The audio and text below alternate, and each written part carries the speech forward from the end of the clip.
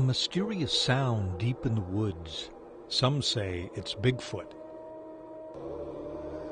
Typically dogs will bark when they hear it off in the distance, but when it gets closer, they get really quiet.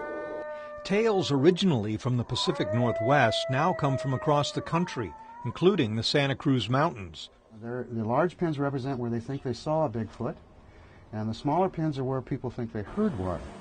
Which means Michael Rugg picked a pretty good spot to set up his Bigfoot Discovery Museum right here on Highway 9 in Felton. Over the past 3 years, Mike's heard his share of stories. Including stories right up the hill here of people hearing screams and... Oh, is that right? Yeah, hearing hairy footfalls on their deck in the middle of the night, stuff like that. But the reason Mike started the museum is because he has his own story to tell.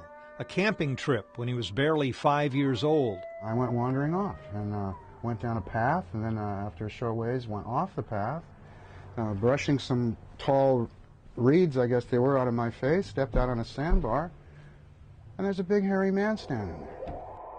But nobody believed him. And that, says Mike, is why people like him form clubs, have meetings. It's like Alcoholics Anonymous, I guess. They all get together to kind of empathize with each other. His museum embraces the pop culture Bigfoot when you first walk in. The toys, the games, the lurid tabloid headlines. Okay, that's that room. But then you walk into what Mike calls the snicker-free zone. Here, Bigfoot is taken seriously. These are knuckle prints. They were made up in Walla Walla, Washington. There's an extensive Bigfoot library and a computer that continuously runs an analysis of the famous 16mm film shot by Roger Patterson in 1967 when he and Bob Gilman spotted Bigfoot while on horseback. I'm a firm believer in the film. I've met Bob Gimlin. I've talked to other people who were in the area just before and just after the event occurred. Looked at the film hundreds of hours, and I don't have any doubt about it. And it looks just like the one I saw.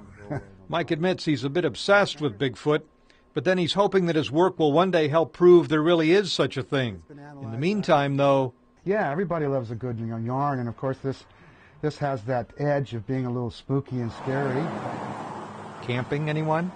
In Felton, Jonathan Mumm, News 10.